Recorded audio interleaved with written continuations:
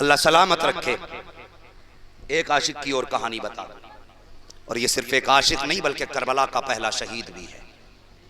ذرا کہہ دو ان کے نام پہ یا رسول اللہ۔ جو لوگ کھڑے ہیں اللہ سلامت رکھے، اور جا کے ماں کے قدم چوم لینا، کہنا ماں تیرے دودھ کا اثر تھا، پوری محفل کھڑے ہو کے سنی ہے لیکن تھکن کا احساس نہیں، کیونکہ کرم مدینے سے ہو رہا تھا۔ اللہ سلامت رکھے، ذرا سارے کہہ دیں سبحان اللہ۔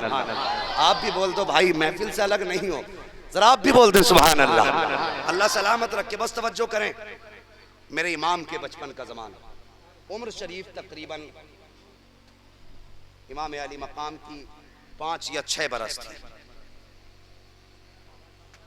حضور کی گود میں آقا حسین بیٹھے تھے، میرے بادشاہ حسین اپنے نانا کی گود میں، صحابہ کی بھیڑ لگی ہے۔ ایک صحابی کھڑے ہو کے کہتے ہیں یا رسول اللہ، یہ جو بچہ بیٹھا ہے اس بچے کی ایک شکایت ہے، اس بچے کو تاریخ میں حبیب ابن مظاہر کہا جاتا ہے۔ حضور نے فرمایا کیا شکایت ہے؟ کہتے حضور جب آپ کے شہزادے حسین چلتے ہیں نا راستے میں تو یہ ان کے قدموں سے خاک اٹھاتے ہیں اور اپنے سر پہ لگاتے ہیں، اسے چوم بھی لیتے ہیں۔ میرے نبی نے اتنا سنا اٹھ کے کھڑے ہو گئے، اپنے نواسے کو گود سے اتار کے کروٹ میں کھڑا کیا اور فرمایا بچے کیا جو یہ کہہ رہے ہیں سچ ہے؟ بچہ رونے لگا۔ حبیب ابن مظاہر کی عمر شریف اس وقت 14 یا 15 سال تھی۔ کتنی تھی؟ 14 یا 15 سال۔ میرے حضور نے فرمایا کیا یہ سچ ہے؟ کہتے جی۔ آقا فرماتے ہیں ایسا کیوں کرتا ہے؟ بچے نے رو کے کہا حضور میری مجبوری ہے۔ آقا فرماتے ہیں کون سی؟ بچے نے کہا یا رسول اللہ پورا مدینہ حسین سے پیار کرتا ہے مگر میں حسین سے عشق کرتا ہوں۔ حضور اب جو سزا ہو دے دیں، میرے نبی کی اب سزا دیکھو۔ حضور کھڑے ہیں اور بازو پھیلائے، فرمایا آ محمد کے سینے سے لگ جا۔ اللہ اکبر، حضور نے سینے سے لگایا اور لگانے کے بعد اپنے نواسے کا ہاتھ ایک ہاتھ میں لیا، دوسرے ہاتھ میں حضرت حبیب ابن مظاہر کا ہاتھ لیا اور لینے کے بعد دونوں کا ہاتھ ایک دوسرے کے ہاتھ میں دیا۔ ہاتھ اٹھا کے کہتے ہیں یا اللہ میں نے ان دونوں کو ملا دیا ہے، آخری دم تک انہیں جدا مت ہونے دینا۔ یہ تھے بچپن کے ساتھی میرے آقا حسین۔ اب یاد کرو وقت کربلا کا، توجہ ہے جی، کربلا کا وقت یاد کرو۔ میرے حسین جب ہجرت کرنے لگے مدینے سے مکہ شریف کی طرف، آپ نے خط لکھا حضرت حبیب ابن مظاہر کے نام اور لکھا میرے یار میں ہجرت کر کے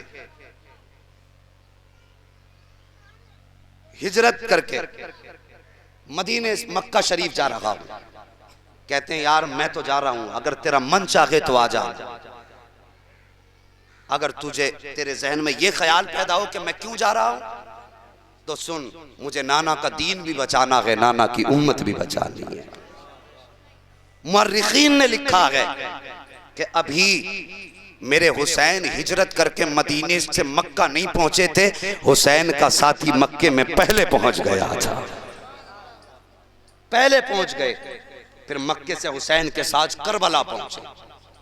جب میرے حسین کی عمر شریف 56 تھی، اس وقت میں ان کی عمر شریف تقریباً 75 سال تھی۔ کتنی عمر؟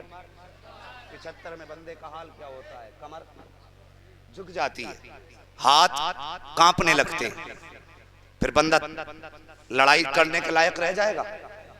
ہے جی دیکھو کوئی ہے ایسا بندہ جو اس عمر میں لٹ چلا لے؟ اور وہاں تو کہانی تلواروں کی تھی۔ جب شب عاشور آئی میرے حسین نے فرمایا غازی جی آقا چراغ بند کر دو۔ چراغ بند ہوا، میرے حسین کھڑے ہوئے، خطبہ ارشاد فرمایا اور اس کے بعد کہا لوگو تم میں سے جو جانا چاہتا ہے چلا جائے، کل مجھے نہیں معلوم یہ لوگ میرے ساتھ کیا کریں گے، لیکن اتنا جانتا ہوں یہ میرے خون کے پیاسے ہیں، تم جاؤ، کسی کے پیچھے بچے ہیں، کوئی جوان بیٹیاں چھوڑ کے آیا ہے، کوئی نئی دلہن چھوڑ کے آیا ہے، واپس چلے جاؤ۔ حسین وعدہ کرتا ہے جاؤ گے تو ناراض نہیں ہوں گا، بلکہ قیامت کے دن ہاتھ پکڑ کے نانا سے تمہاری شفاعت کراؤں گا۔ مکمل خطبہ ارشاد فرمایا اور تھوڑی دیر سکتا رہا۔ سکتے کے بعد آقا حسین نے فرمایا غازی جی آقا آپ چراغ روشن کرو۔ جب چراغ جلا کوئی فرق نہ تھا بیٹھنے والوں میں، ایک فرق تھا، جب چراغ بند کیا گیا تھا تو آنکھیں سوکھی تھیں، جب چراغ جلایا گیا تو آنکھیں برس رہی تھی۔ کوئی آنکھ ایسی نہ تھی جس میں آنسو نہ تھے۔ آقا حسین نے مجمع پہ نگاہ ڈالی، کہا جاتے کیوں نہیں ہو؟ اللہ اکبر۔ حضرت مسلم بن عوف سجا کھڑے ہوئے، کہتے حسین اس سے بہتر تو یہ ہے ہم آپ کو چھوڑ کے چلے جائیں، اپنی تلواروں سے اپنی گردنیں قلم کر دیں۔ آقا حسین یہ کس نے کہہ دیا؟ آپ کو چھوڑ کے ہم بچوں کی پرورش کریں گے، ہم آپ کو چھوڑ کے اپنے بچوں کی شادیاں کریں گے۔ حسین مانا کہ شفاعت مل جائے گی، لیکن حسین آپ کے قدموں پہ قربان ہونے کا موقع تو نہیں ملے گا، ہم آپ کو چھوڑ کے نہیں جا سکتے ہیں۔ اس کے بعد حضرت یہی حبیب ابن مظاہر آگے بڑھے، لاٹھی کا سہارا لے کے آگے بڑھ کے کمر جھکی ہے، جا کے آقا حسین کے قدموں کے پاس دو زانو بیٹھے، اپنی تلوار جا کے آقا حسین کے قدموں پہ رکھی، رکھ کے کہتے آقا میں تو تیرا نوکر ہوں، چاہے تو اپنے ہاتھ سے گردن قلم کر دے، میں آپ کو چھوڑ کے نہیں جا سکتا ہوں۔ اللہ اکبر۔ کہتے آپ کے ہاتھوں سے شہید ہونا گوارا ہے، قتل ہونا گوارا ہے، تجھے چھوڑ کے جانا گوارا نہیں ہے۔ حسین اگر قیامت کے دن سیدہ فاطمہ نے پوچھ لیا حبیب ساری زندگی بیٹے سے یاری لگاتا رہا، ساری زندگی بیٹے سے دوستی کا دم بھرتا رہا، جب کربلا میں بیٹے پہ پانی بند کیا گیا تو تجھے گھر یاد آ گیا، جب بیٹے کی طرف تیر آنے لگے تو تجھے کنبہ یاد آ گیا۔ کہتے ہیں حسین آپ کو چھوڑ کر کے میں آپ کی ماں کا سامنا کیسے کر سکتا ہوں؟ اس کے بعد حبیب ابن مظاہر نے اپنی سفید داڑھی کو ہاتھ میں لیا تھا اور لے کے کہا تھا آقا حسین اگر یہ لگتا ہے کہ یہ بوڑھا کس کام کا ہے، یہ میدان جنگ میں کیا گل کھلائے گا؟ تب حبیب ابن مظاہر نے کہا تھا حسین دل چھوٹا مت کرنا، اگر گردن کٹانے کی باری آئے گی تو اکبر بعد میں جائے گا، حبیب پہلے جائے گا، اصغر بعد میں جائے گا، حبیب پہلے جائے گا، اور محمد بعد میں جائیں گے، حبیب پہلے جائے گا۔ حسین یہ یاریاں مزوں کے لیے نہیں کی گئی ہے، بلکہ یہ یاری تو تجھ پہ جان لٹانے کے لیے کی گئی ہے۔ اللہ اکبر۔ محفل برخاست ہوئی، فرمایا جاؤ جا کر کے اپنے رب کو منا لو۔ میرے حسین نے سجدے میں سر رکھا، رو کے کہا یا اللہ ہماری زندگی اور تیری بندگی کی آج آخری رات ہے، آج ہماری زندگی اور تیری بندگی کی آخری رات ہے۔ میرے مالک میں تجھ سے آج یہ نہیں کہتا کہ میری جان بخش دے، میں یہ نہیں کہتا ان تلواروں کے رخ پھیر دے، بس اتنا تیرا حسین چاہتا ہے یا اللہ اگر حسین کے گردن پہ چھری چلے تو میرے مالک اپنے حسین کو صبر کی توفیق دے دینا۔ میرے اللہ کہیں کل کا دن ایسا نہ ہو کہ بچوں کی پیاس میرے قدموں میں لرزہ پیدا کر دے۔ اے میرے رب مجھے اتنی طاقت دے کہ میں اپنے اصغر کے سو کے ہونٹ دیکھ کر بھی صبر کا پیمانہ میرا چھلکنے نہ پائے۔ حسین نے پوری رات گریہ و زاری میں گزاری اور جو فجر کا وقت آیا میرے حسین نے فرمایا اکبر جی بابا، کہا حضرت علی کی زندگی میں پوری زندگی بھائی حسن نے اذان پڑھی ہے، اس لیے کہ وہ ان کے بڑے بیٹے تھے، لیکن آج میرا بڑا بیٹا تو ہے، اکبر جا کربلا کے میدان میں جا کے اذان پڑھ دے۔ کربلا کے میدان میں اذان پڑھ۔ حضرت علی اکبر اذان پڑھنے گئے، اذان سے فارغ ہوئے، ساتھ میں میرے حسین نے یہ بھی کہا تھا میدان کا جائزہ بھی لینا۔ جنگ لڑنے والے لوگ مجاہدین میدان دیکھ کے لڑائی کرتے تھے، کہیں پیر اکھڑنے والی زمین تو نہیں ہے، کیسی زمین ہے، پیر پھسلیں گے تو نہیں۔ فرمایا جا زمین بھی دیکھ کے آنا۔ حضرت علی اکبر آئے ہیں میدان کربلا کا، جب چکر لگانے لگے کیا دیکھتے ہیں، ایک جگہ پہ خاتون بیٹھی ہیں، اپنے دوپٹے کے آنچل سے زمین صاف کر رہی ہیں، آنسو بہا رہی ہیں، جیسی ہچکی کی آواز حضرت علی اکبر کے کانوں تک آئی ہے۔ آپ قریب گئے، جا کے کہتے ماں اس ویرانے میں تیرا کیا کام ہے، تو کون ہے، کہاں کی رہنے والی ہے اور اس میدان میں کیا کر رہی ہے؟ حضرت علی اکبر نے اتنی بات کہی تھی، کوئی جواب نہ آیا۔ آپ واپس خیمے میں آئے، اپنے والد سے آ واقع حال بیان کیا میدان کا. اس کے بعد کہتے ہیں بابا مجھے ایک بات سمجھ میں نہیں آئی. کہا بیٹے کون سی بات ہے؟ کہا بابا میدان میں نے ایک خاتون کو روتے ہوئے دیکھا ہے. وہ اپنے دوپٹے سے زمین کربلا کو صاف کر رہی تھی. اتنا میرے حسین نے سنا چیخ نکلی آقا حسین کی. کچھ نہ کہا, اکبر سے رونے لگے. حضرت علی اکبر نے کہا تھا بابا ایسی کون سی بات میں نے کہہ دی جس سے آپ کی چیخ نکل گئی؟ آپ کیوں روئے ہیں؟ میرے حسین نے اکبر کو سینے سے لگا کے فرمایا اکبر تو جس خاتون کی بات کرتا ہے وہ کسی دیہات سے آنے والی نہیں ہے, وہ کسی قرب و جوار کی رہنے والی کوئی خاتون نہیں ہے. کہا بابا پھر کون ہے؟ تب میرے امام نے کہا تھا اکبر وہ کوئی اور نہیں بلکہ میری ماں سیدہ فاطمہ الزہرا ہے, جو مدینے کے قبرستان سے اٹھ کر کے آئی ہیں اور کربلا کے میدان کو یہ سوچ کے صاف کر رہی ہیں تاکہ میرا حسین جب سواری سے نیچے آئے تو کوئی کنکر میرے حسین کے بدن میں چبھنے نہ پائے. اللہ اکبر. سیدہ جب اتنا پیار شہزادے سے کرتی ہے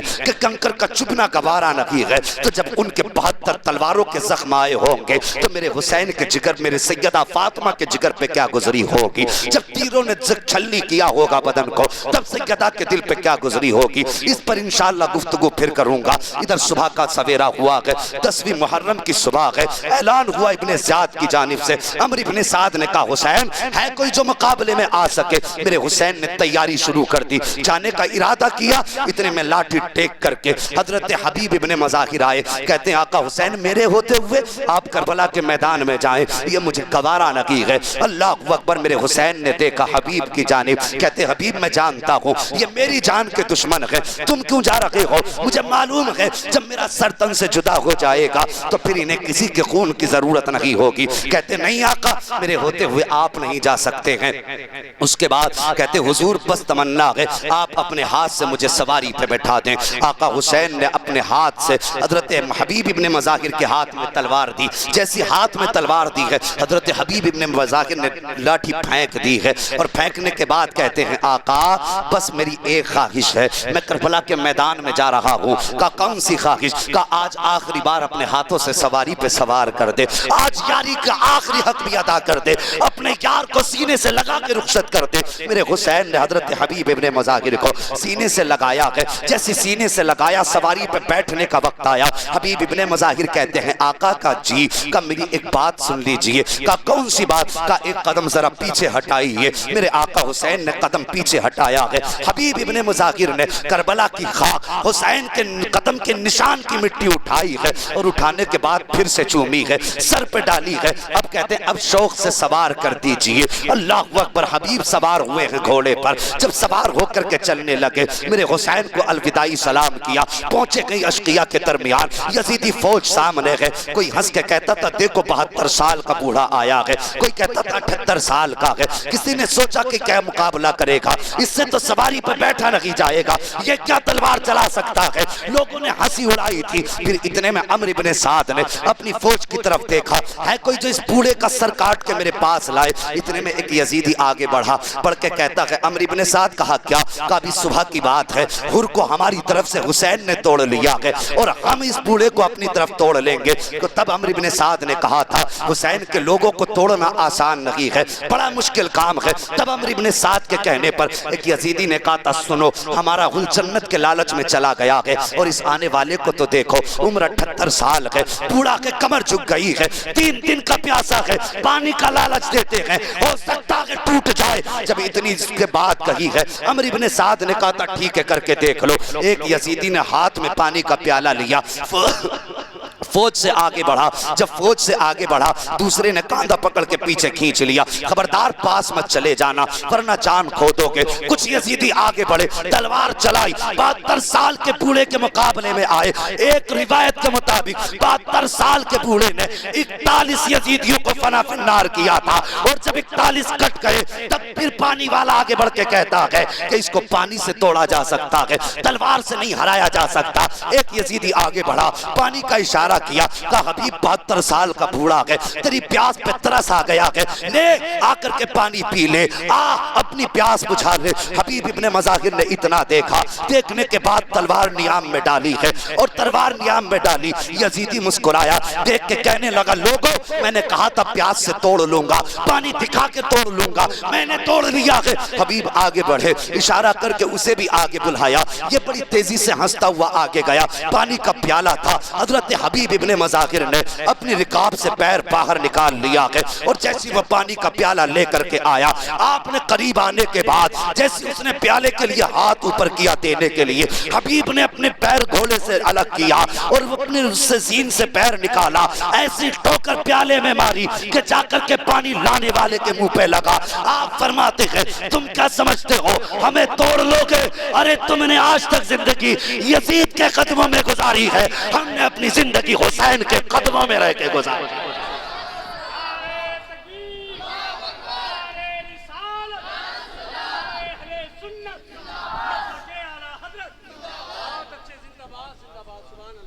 غصے میں فرمایا یزیدیوں پہچانا نہیں، تم اور ہو ہم اور ہیں، تم پانی پہ بک سکتے ہو، ہم تو حسین کے ہاتھ پہ ہاتھ دے کے بک چکے ہیں۔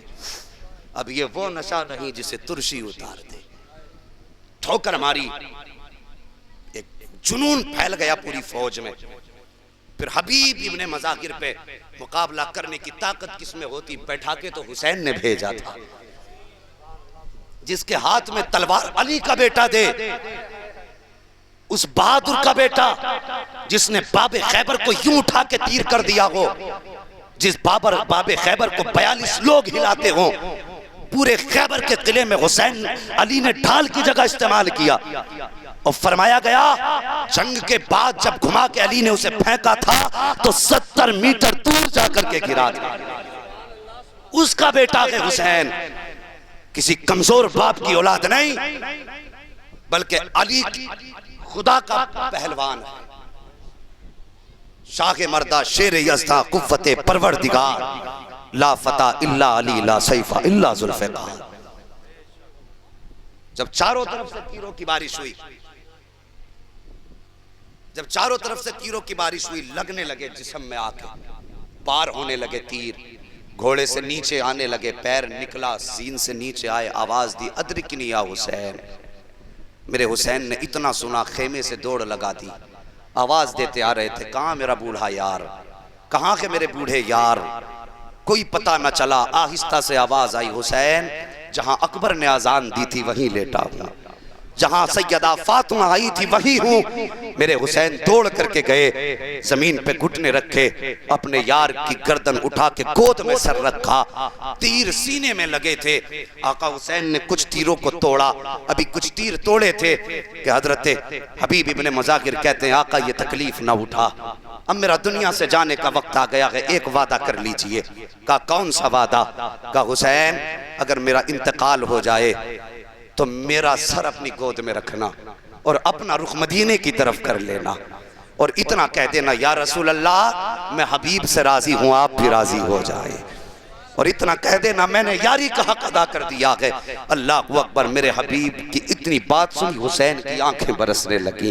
کتنا عظیم منظر تھا اور کتنا مبارک منظر تھا حضرت حبیب ابن مظاہر کے لیے۔ وہ لوگوں کوئی مرتا ہے تو بیڈ پہ مرتا ہے، کسی کو بستر نصیب نہیں ہوتا، کسی کو پاک لباس نصیب نہیں ہوتا، کسی کا بدن پاک نہیں ہوتا مرتے ٹائم۔ وہ کتنے نصیب والا ہوگا جسے گود جنت کے سردار، جوانوں کے سردار کی ملی ہو۔ اللہ اکبر، آپ لیٹے ہیں، لیٹنے کے بعد آقا حسین سے کہتے ہیں میرے سردار کا جی ایک کام اور کیجئے۔ کہا کیا؟ کہا ذرا اٹھ کے کھڑے ہو جائیے۔ میرے حسین اٹھ کے کھڑے ہوئے ہیں، قدم پیچھے ہٹایا ہے، پھر حضرت حبیب نے مٹی اٹھائی ہے، وہی بچپن کا عمل جو مصطفیٰ کے سامنے کرتے رہے تھے، پھر مٹی اٹھائی اور سر پہ ڈالی۔ کہتے ہیں آقا بس اب کچھ دیر کے لیے بیٹھ جائیے۔ آقا حسین نے بیٹھے، سر گود میں رکھا ہے حبیب ابن مظاہر کا، چاہتے تھے کہ آنکھیں بند کریں، آنکھوں پہ ہاتھ رکھنا چاہتے تھے، لیکن حبیب کی آنکھوں میں آنسو آ گئے. کہتے آقا کچھ دیر کا مہمان ہوں,